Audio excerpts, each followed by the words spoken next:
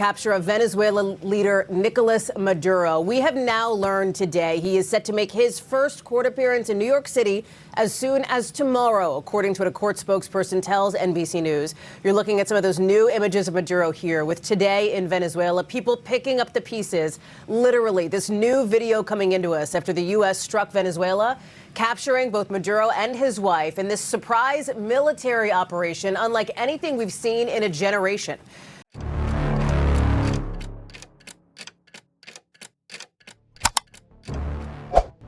미국 내에서 베네수엘라 대통령에 대한 새로운 기소 절차가 공식화된 것은 외교적 맥락에서 사법적 수단의 제도적 활용에 있어 전환점을 의미한다.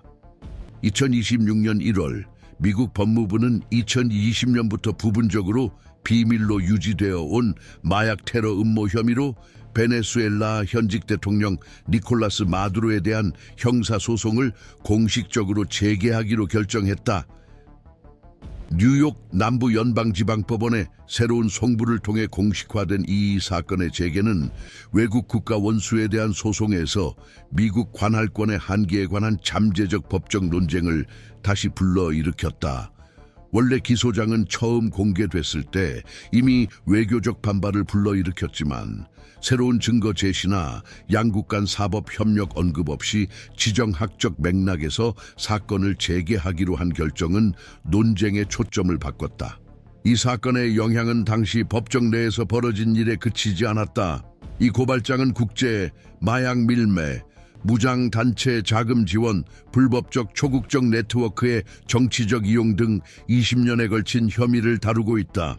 이 문서는 콜롬비아 혁명군 FARC, 시날로아 카르텔 및 기타 지역 파벌과 같은 조직들을 열거하며 마두로가 미국으로 직접 연결되는 코카인 수출 계획의 핵심 인물로 활동했다고 주장한다. 그러나 국제법 전문가들은 기소 구조에 상당한 결함이 있다고 지적했다. 구체적인 날짜의 부재, 사실 묘사의 일반성, 대량이나 베네수엘라 당국이 보호하는 화물과 같은 모호한 용어 사용은 기소의 기술적 엄밀성에 대한 의문을 제기했다. 더욱이 공개된 공소장에는 문서화된 압수물, 합법적 감청 기록, 승인된 국제협력 등 증거 요소가 전혀 포함되지 않아 기소의 설득력을 약화시키고 사법적 타당성에 대한 비판의 여지를 남겼다. 관할권 선택 역시 의문을 자아냈다. 사건은 뉴욕 남부지방법원으로 이송되었으나 제출된 문서에는 기술된 사실과 해당 주 영토 간의 직접적 연관성이 명시되지 않았다. 유사한 맥락에서는 일반적으로 관할권이 연결 요소의 존재에 따라 결정된다. 예를 들면 현지 은행기관에서 추적된 금융거래, 미국 영토 입국 기록 또는 해당 지역에 위치한 물류 구조물 사용 같은 연결 요소다. 그러나 공개된 기록에는 이러한 내용이 명시적으로 나타나지 않는다. 한편 전통적으로 베네수엘라와의 이민 및 무역 동향과 더 가까운 관계에 있는 플로리다 남부지구, 특히 마이애미 대도시권은 이 사건과 무관한 상태를 유지하고 있습니다. 상당한 규모의 베네수엘라 커뮤니티가 거주하며 유사한 국제소송에 대한 선례를 활용할 수 있는 이 관할권을 회피한 결정은 당국이 아직 명확히 밝히지 않은 전략적 요소를 추가합니다. 기술적 측면에서 기소는 4가지 주요 혐의에 근거한다. 마약 테러 음모, 코카인 수입 음모, 마약 밀매 범죄에 사용하기 위한 총기 소지, 중화기 사용 음모. 이러한 범죄 유형이 연방법에 규정되어 있음에도 불구하고 미국에 물리적으로 존재하지 않고 유효한 인도 조약도 없는 현직 외국 국가 원수에게 이를 적용하는 것은 법적으로 이례적인 사례입니다. 더 나아가 국제형사협력 전문가들은 이러한 규정의 역의 적용에는 미국 영토에 대한 직접적 피해 주장뿐만 아니라 사전 해결을 위한 모든 외교적 사법적 절차가 소진되었음을 입증해야 한다고 강조한다. 그러나 이 사건에서는 그러한 내용이 기록에 없다. 또 다른 주목할 점은 문서 중 자산 몰수 관련 부분이다. 불법 부당 이득 취득 주장을 근거로 법무부는 니콜라스 마두로와 직간접적으로 연관된 자산을 추적 가능한 모든 관할권에서 즉시 몰수할 수 있는 권한을 요구하고 있다. 이 요청의 범위는 광범위하고 명확히 제한되지 않아 부동산, 은행 계좌, 기업 자금, 심지어 석유 공급망과 관련된 전략적 자산까지 포함됩니다. 이러한 접근 방식은 미국 법률 체계상 가능하지만 법조계에서는 객관적 기준이 부재하다는 우려를 제기하고 있습니다. 몰수는 해당 자산이 불법 활동으로 얻은 자금으로 취득되었다는 충분한 증거가 제시되어야 가능하기 때문입니다. 그러나 본 사건에서는 아직 그러한 증거가 제시되지 않았습니다. 아직 재판을 거치지 않은 기소를 바탕으로 예방적 조치를 취함으로써 법무부는 미주 지역 차원의 외교적, 제도적 반발을 초래할 위험에 노출됩니다. 이러한 분석을 통해 우리는 사법 결정이 정치적 기능을 수행하는 경우를 포함해 기관들의 실제 운영 방식을 검토하고자 합니다. 장기적인 전개 과정을 주시하고 시스템에 대한 책임감 있는 해석을 중시하신다면 향후 에피소드에서 드러날 연결고리를 놓치지 않도록 저희 채널을 구독해 주시기 바랍니다. 이러한 맥락에서 니콜라스 마두로에 대한 사건 재개는 단순한 개별 사건이 아닌 미국 연방 형사기구를 국제적 압박 전략에 활용하는 보다 광범위한 제도적 움직임의 일부로 검토되기 시작한다. 1990년대부터 미국은 마약 밀마에 테러 자금 지원, 고액 금융 범죄 등 초국적 안보 문제와 관련된 특정 상황에서 영토 외 형사 기소를 활용해 왔다. 그러나 이러한 각 조치는 사실적 근거와 관할권 연결에 대한 엄격한 기준을 따랐다. 마두로에 대한 재개된 기소는 서술된 사실과 미국 영토 간의 연관성을 일관되게 명시하지 않음으로써 법무부의 영토 외 활동 범위와 한계에 관한 확립된 판례에 도전장을 내민다. 이 사건의 복잡성을 이해하는 데 중요한 점은 연방 형사 고소장 접수에 대한 예비 필터 역할을 하는 대배심, 그랜드 주리의 역할에 있다. 이론상 대배심은 소송 진행을 정당화할 최소한의 증거가 있는지 평가할 뿐 유죄 판결에 충분한 증거가 있는지 여부는 판단하지 않는다. 그럼에도 배심원에게 정보가 제시되는 방식은 결정에 직접적인 영향을 미친다. 법률상 이 단계에서 모든 증거를 공개할 의무는 없지만 검찰이 선의로 일관된 사실관계를 제시할 것으로 기대된다. 문서, 도청 기록, 직접 증언 등 가시적인 물적 증거가 부재한 점은 배심원 심사에 실제로 제출된 내용에 대한 의문을 제기한다. 이러한 상황에 더해 공식적인 국제협력은 공개적으로 발표된 바 없어 베네수엘라 영토에서 발생한 증거가 합법적으로 확보되어 미국 당국과 공유되었을 가능성은 제한적입니다. 이 시점에서 제도적 논쟁은 두 번째 차원을 더하게 됩니다.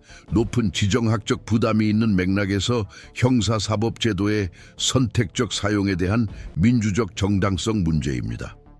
최근 몇 년간 여러 미국 행정부는 라틴 아메리카 국가들에서 법적 전쟁, lawfare, 정치적 목적을 위한 법적 수단의 전략적 활용에 대한 우려를 표명해왔다. 그러나 충분한 증거적 방어 없이 공격적인 입장을 취함으로써 미국 법체계 자체가 유사한 관행의 일부로 인식될 위험에 처하게 된다. 이 경우 비판은 타국 공직자를 수사하거나 책임을 묻는 행위의 정당성이 아니라 그 방식과 시기에 대한 것이다. 외교적 분쟁 속에서 다자간 인정 채널의 지원 없이 외국 지도자에 대한 모호한 고발이 제기될 때 제도적 붕괴 위험은 증폭된다. 이러한 수렴은 이 사건이 전문가들 사이에서 상반된 반응을 불러일으키는 이유를 이해하는 데 도움이 된다. 한쪽에서는 비록 법적으로 취약하더라도 기소가 가치가 있으며 억제 기능을 수행한다고 주장한다. 이러한 관점에서 마두로에 대한 형사소송의 단순한 존재만으로도 그를 국제무대에서 고립시키고 금융거래를 어렵게 하며 외교적 장애물을 조성하는 데 기여할 수 있다는 것이다. 그러나 다른 관점은 이러한 논리가 법치주의를 지배하는 원칙을 위험하게 뒤집는 것이라고 본다. 이 분석가들에 따르면 확고한 증거 기반 없이 형사 고발을 사용하는 것은 시스템의 신뢰성을 훼손하고 상호 보복의 선례를 만들며 연방사법부를 의회나 국무부의 통제를 받지 않는 외교 정책의 도구로 변모시킬 수 있다. 기술적 관점에서 이 사건은 국제형법상 음모 개념의 적용에 대한 의문도 제기한다. 살인이나 개별적 밀수 같은 직접적 범죄와 달리 음모 혐의는 범죄 실행을 위한 2개 이상의 당사자 간 의도적이고 고의적인 합의를 입증해야 한다.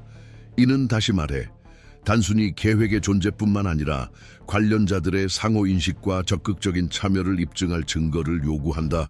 마두로에 대한 기소장에서는 회의, 무장단체와의 동맹, 불법 화물 보호를 위한 국가기관 활용 등에 대한 언급이 구체적인 피고인의 행동을 묘사하지 않은 채 포괄적으로 이루어졌다.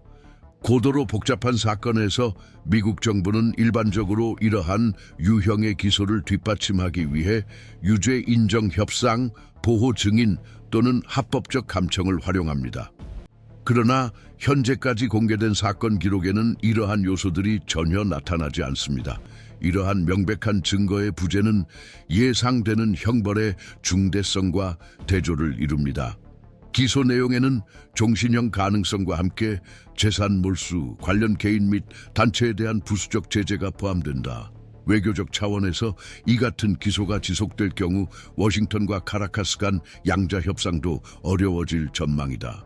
미 행정부 내 일부 세력은 지역 에너지 안정을 위해 양국 간 협상을 조용히 재개해 왔으나 이번 기소로 인해 협상 채널이 제한되고 대화 범위가 축소되며 국경 보안 등 협력 분야에서의 노력도 위태로워질 수 있다. 베네수엘라 대통령에 대한 기소가 유효한 상태인 것은 공식 협상 채널을 제한하고 대화의 범위를 좁히며 국경 보안, 이민, 무역 흐름과 같은 분야의 협력 노력을 저해할 수 있습니다. 사법 시스템 운영자들 사이에서도 이 사건에 대한 인식은 통일되어 있지 않다. 일부 은퇴한 검사들은 기소장이 작성된 방식에 불편함을 표하며 내부적 일관성 부족과 부정확한 용어 사용을 지적했다. 다른 이들은 법무부가 증거 요소를 비밀로 유지하며 수사 단계에서만 제시하려는 의도가 있을 수 있다고 지적했습니다. 이 가정은 기술적으로 타당할 수 있으나 절차적 시점 선택과 커뮤니케이션 전략에 대한 핵심 의문에는 답하지 못합니다. 국제적으로 유명한 공인, 공렌.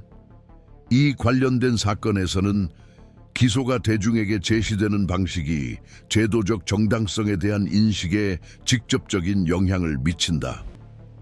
이러한 상황에서 기소장의 기술적 취약성이 전략적 기능을 훼손하여 선택적 기소나 즉흥적 대응이라는 인상을 강화할 위험이 있다. 미국과 베네수엘라 간의 인도 조약이 부재한 점은 절차의 실질적 집행에 대한 불확실성을 더욱 증폭시킨다. 재판이 진행되더라도 피고인의 미국 내 물리적 출석은 여전히 불가능해 보인다. 이는 두 번째 제도적 딜레마를 제기한다. 재판이나 방어의 가능성 없이 현직 외국 고위공직자에 대한 형사 절차를 유지하는 것이 어느 정도까지 정당하고 효과적인가? 일부 법학자들은 이러한 조건으로 소송을 유지하는 것이 고발장을 선언적 도구로 전락시켜 법적 기능성은 낮고 정치적 부담은 높게 만든다고 주장한다. 다른 이들은 즉각적인 효과는 없더라도 장기적으로 상당한 평판적 재정적 비용을 부과할 수 있는 의도적인 억제 전략이라고 본다. 바로 이러한 이유로 우리는 이와 같은 사건들을 더욱 주의 깊게 주시하고 있습니다. 다층적인 기관이 관여하는 사건들을 세심하게 분석함으로써 권력의 공식적 메커니즘, 그 전략, 취약점 및 한계를 더 잘 이해할 수 있습니다. 이러한 지속적이고 맥락을 고려한 분석을 중요하게 생각하신다면 본 채널을 팔로우하는 것이 이 사건 및 기타 진행 중인 법적 분쟁의 향후 진행 상황을 추적하는 좋은 방법이 될 수 있습니다. 공식적인 절차 재개와 함께 니콜라스 마두로에 대한 소송은 더 이상 고립된 형사 사건으로 인식되지 않고 훨씬 더 광범위한 제도적 함의를 지닌 해석적 갈등의 중심에 자리하게 되었다. 논쟁의 대상은 더 이상 기소 내용 자체의 타당성뿐만 아니라 관할권과 주권, 국가 간 상호주의가 민감한 변수로 작용하는 상황에서 미국 형사사법 제도를 외국 국가 원수에 대해 동원하는 것의 법적 정치적 의미로 확대되었다. 헌법주의 성향의 법학자들 사이에서는 이 사건이 신중하게 관찰되고 있는데 바로 고발 내용이 광범위한 표현으로 구성되어 있고 경계가 불분명해 보이며 직접적이고 검증 가능한 증거의 공개가 제한적이기 때문이다. 이 그룹에게 제도적 위험은 단순히 절차의 최종 결과에 있는 것이 아니라 이 사건이 만들어낼 선례에 있다. 한 국가가 확고하고 논쟁의 여지가 없는 사법적 근거를 제시하지 않은 채 자국 내 규범을 적용해 외국 지도부를 기소하기로 결정할 경우 동일한 논리가 향후 역으로 적용되어 다른 맥락에서 미국 이익과 당국에 타격을 줄 여지를 열어둘 수 있다. 즉 문제는 제도적 대칭성으로 전환된다. 특정 사건에 대해 규범이 유연해지면 모든 사건에 대해 취약해지는 것이다. 동시에 글로벌 차원의 영향을 미칠 수 있는 범죄에 대해 초국적 보호 원칙을 근거로 이 절차의 정당성을 주장하는 흐름도 존재한다. 이러한 해석에 따르면 특정 행위가 미국 공공안전에 직접적인 영향을 미치는 범죄 네트워크의 일부로 규정될 경우 주요 사건이 미국 영토 밖에서 발생했더라도 연방 형사사법 체계는 개입할 근거를 갖게 됩니다. 이 주장은 국제 마약 밀매 및 미국 영토와 연결된 것으로 묘사되는 경로와 연관된 기소 시 특히 강력하게 제기됩니다. 이 해석은 해적 행위, 테러, 국제적 자금 세탁 계획 등 논란의 여지가 있는 역사적 선례를 바탕으로 한다. 그럼에도 관할권 확대를 수용하는 전문가들 사이에서도 마두로 사건이 구성된 방식에 대한 불편함이 커지고 있다. 사실적 불명확성, 모호한 영토적 경계 설정, 공개 문서 부족은 소송의 설득력을 약화시키고 이 고발이 재판까지 가는 형사소송을 뒷받침하기 위한 문서라기보다 전략적 신호로 작용한다는 해석을 부추기고 있다. 법무부 내부에서도 사건 진행을 지켜보는 관측자들은 추가적인 우려를 제기하고 있다. 다른 상황에서는 외교적 경제적 수단으로 처리될 문제를 법적 분쟁으로 전환할 위험성이다. 이 사건의 재개는 일관된 발표나 국무부와의 명확한 공개적 협조 없이 이루어졌으며 이는 사법부가 전통적인 외교 정책 수행과 관련하여 상당한 전술적 자율성을 가지고 있다는 인식을 강화합니다. 이러한 유형의 불일치는 모호한 결과를 초래할 수 있습니다. 국가의 제도적 효율성을 높이기보다는 외교적 계산, 전략적 예측 가능성, 피해 통제 수준이 동일하지 않은 상태에서 사법적 조치가 국제적 입장을 정의하는 시나리오를 초래할 수 있다. 이는 법적 내용이 취약한 상태에서도 절차적 결정이 지정학적 주도권을 획득하는 사실상의 권력계층이 등장했음을 시사한다. 기술적 관점에서 연방소송 전문가들은 이 사건이 근본적으로 구조적 불안정성을 내포하고 있다고 지적한다. 재판 단계에서 증거의 수용 가능성에 대한 의문이다. 피고인이 미국 영토에 있지 않으며 베네수엘라 영토에서 증거를 확보하는 과정이 널리 인정된 공식적인 국제사법 협력 절차를 거치지 않은 것으로 보인다는 점을 고려할 때 비공식적 출처에서 수집된 진술, 금융기록, 보고서 및 증거물의 법적 유효성에 대한 의문이 제기됩니다. 단기적인 재판이 실제로 예상되지 않더라도 일방적으로 획득한 자료를 단순히 포함하는 것만으로도 법적 이해 제기와 동시에 외교적 마찰을 초래할 가능성이 있다.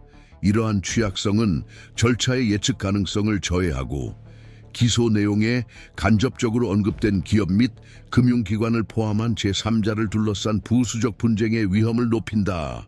이 논쟁은 현직 국가 원수에 대한 기소라는 점에서 더욱 민감해진다. 일반 형사소송과 달리 이러한 유형의 기소는 국제공법상의 장치와 원칙을 작동시키며 이는 부차적인 요소로 취급될 수 없다.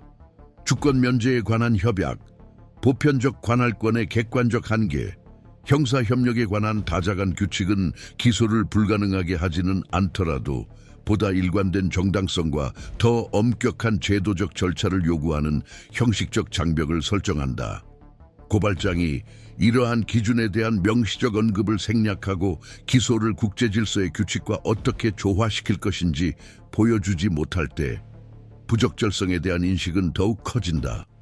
이 시점에서 논쟁은 마두로라는 정치인에 대한 것이 아니라 그를 기소하는 체제에 대한 것으로 전환된다. 이 절차는 스스로 대표하고자 하는 정의와 합법성의 근본 원칙을 준수하는가? 이와 병행하여 사건 재개가 미국 내 정치적 상황과 연결된다는 해석도 등장한다. 선거 기간에는 외교 정책에 대한 제도적 재편이 종종 단호함과 권위를 보여주는 공개적 메시지로 작용한다. 권위주의 정권과 연관된 지도자에 대한 소송은 즉각적인 서사적 효과를 내며 국제범죄 퇴치와 국내 공공안전수호라는 담론을 부추긴다.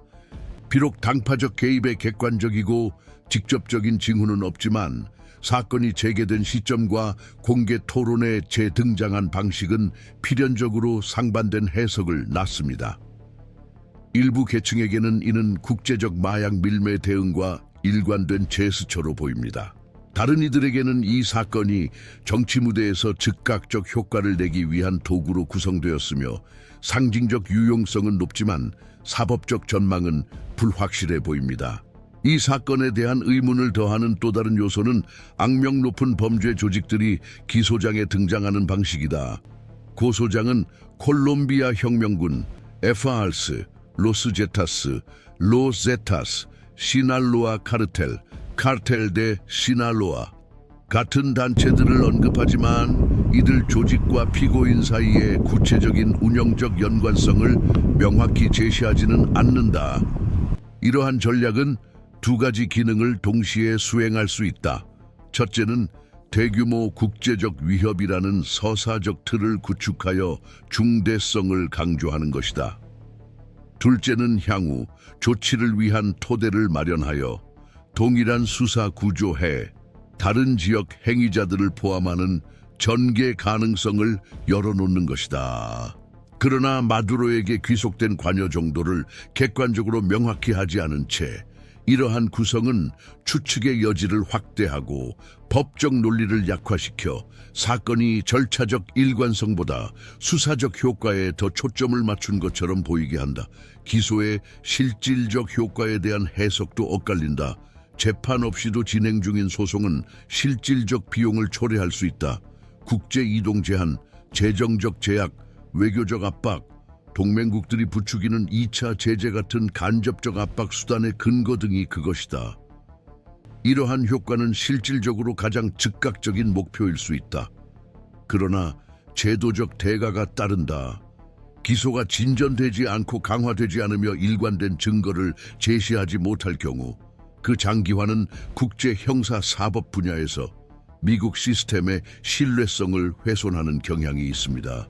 장기적으로 이러한 신뢰성 하락은 향후 수사에서 다른 국가들의 협력을 감소시키고 절차 자체가 정치화되거나 법적으로 불안정하다고 인식됨에 따라 인도 요청이나 국제적 사법협력 요청의 정당성을 약화시킬 수 있습니다.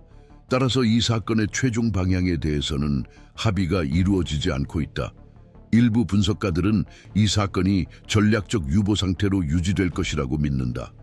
형식적으로는 활성 상태이지만 결정적인 진전은 없이 압박과 신호 전달의 도구로 기능할 것이라는 것이다. 다른 이들은 이 사건을 지정학적 재편과 영향력 다툼이 특징인 세계에서 미국이 형사 관할권을 어디까지 확장하려 하는지에 대한 제도적 시험으로 본다. 공개적으로 설득력 있는 증거의 부재와 다자간 구조와의 연계 부족은 확실한 예측을 어렵게 한다.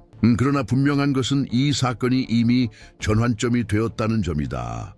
이 사건은 단순히 외국 지도자의 행위에 대한 갈등만을 드러내는 것이 아니라 사법제도가 국제적 입지 확보의 도구로 활용될 수 있으며 법적 결론이 불확실한 상황에서도 실질적 효과를 발생시킬 수 있음을 보여준다. 이러한 사건들을 추적하는 것은 기술적으로 제한적일지라도 공식적 결정이 어떻게 체계적 영향을 미치고 제도적 인식을 재편할 수 있는지 이해하는 데 필수적이다. 각 사례를 더 넓은 구조적 맥락에서 다루는 분석을 중시한다면 즉각적인 소음보다는 각 움직임이 제도적 권력을 지탱하는 실제 메커니즘에 대해 무엇을 드러내는지에 초점을 맞추는 이곳에서 향후 전개 상황을 계속 지켜보시기 바랍니다.